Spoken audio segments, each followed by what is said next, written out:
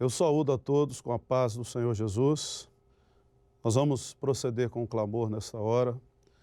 Nosso Deus, nós clamamos ao Senhor pelo poder que há no sangue de Jesus, quando nos apresentamos perante a face do Senhor e pedimos, ó Deus, o teu perdão, o renovo da fé e da comunhão. Nos abençoe neste culto em nome de Jesus. Amém. Nós vamos ouvir um louvor que será cantado.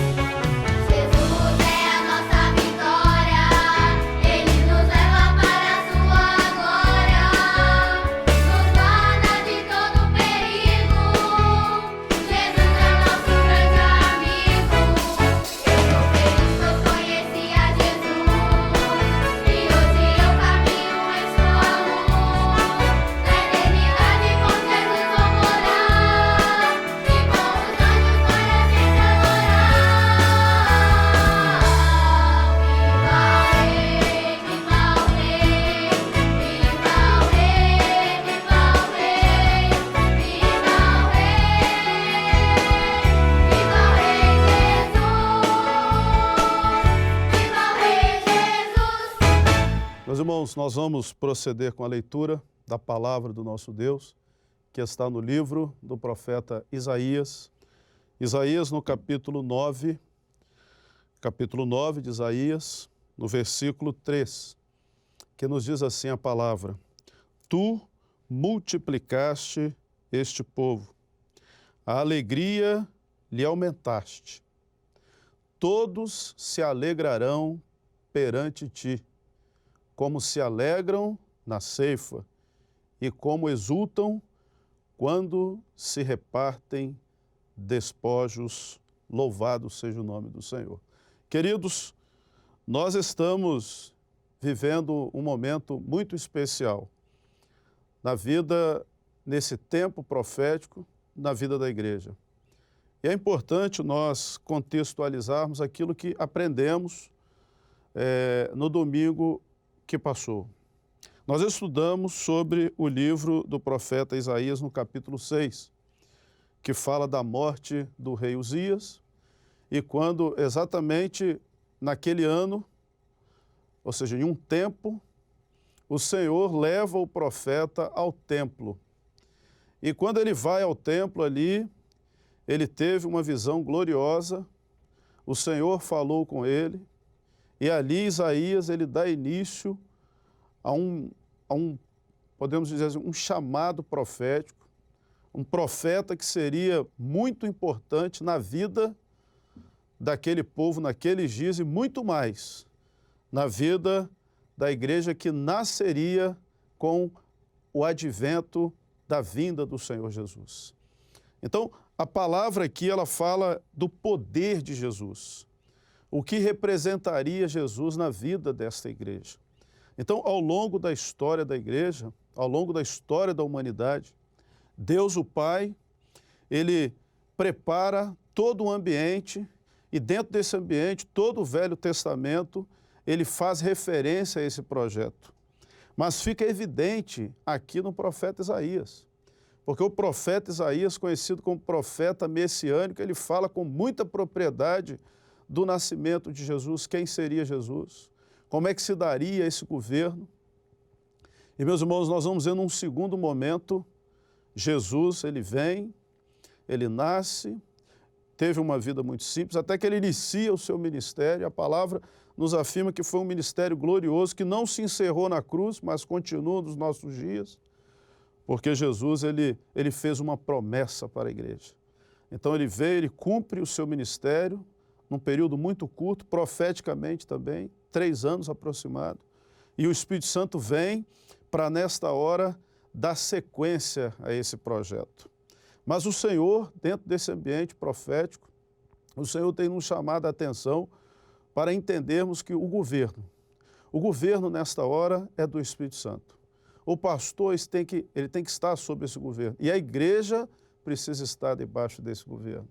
E é interessante quando nós lemos aqui, que a palavra diz, o povo andava em trevas. Ou seja, as trevas é o passado, já havia ficado para trás, porque o Senhor havia se revelado. Meus irmãos, o Senhor, Ele tem se revelado no nosso meio. O Senhor tem se manifestado no nosso meio. Nós glorificamos ao Senhor porque há profecia no nosso meio. Nós glorificamos ao Senhor porque em todos os nossos cultos, em todos os nossos ajuntamentos, seminários, reuniões, há profecia.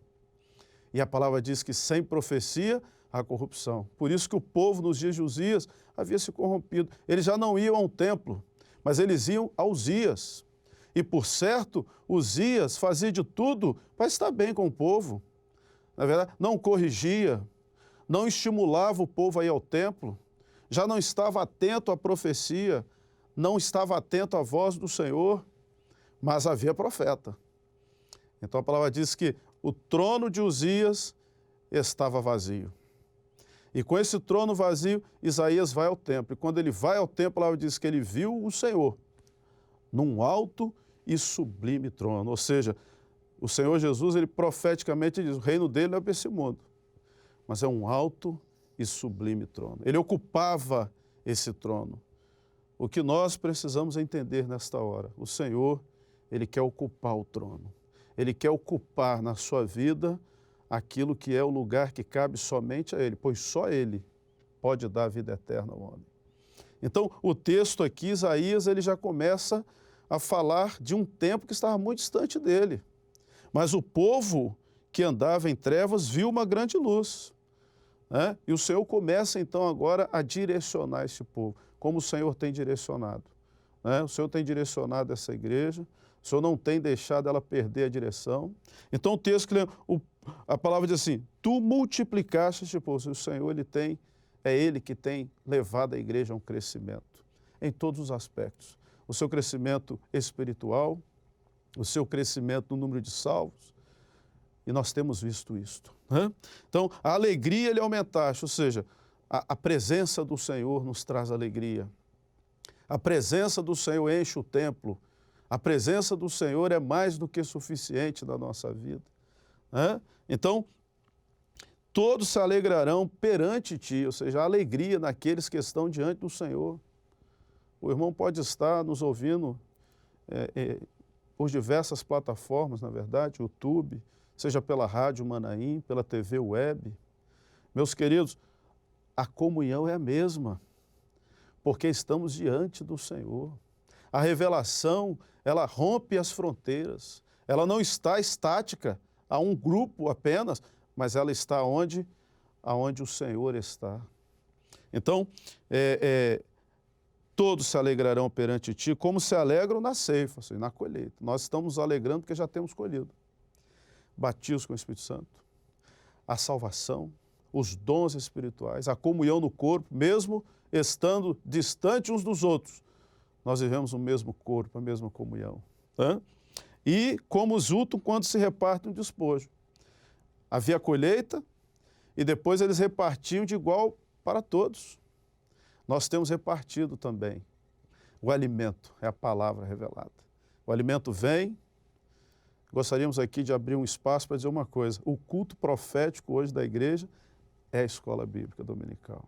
Dali nós tiramos todos os recursos para que a igreja, ao longo dos dias, possa viver a mesma doutrina. Esse é o objetivo dessa ferramenta, unificar o ensino, a doutrina. Então, todos se alegrarão perante ti. No nosso meio, a alegria é para todos. No corpo, onde o Espírito Santo age, a alegria é para todos.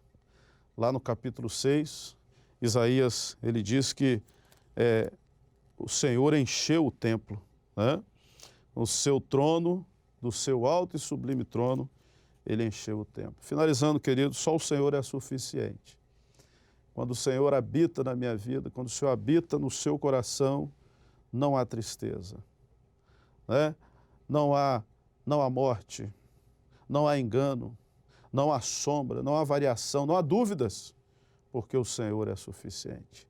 Fiquemos com essa palavra e como exultam quando se repartem os despojos.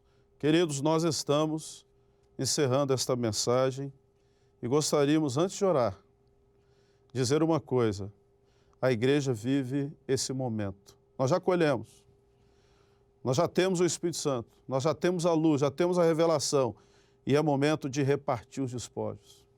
É momento de estarmos atentos à profecia. É momento de estarmos atentos à voz do Espírito Santo.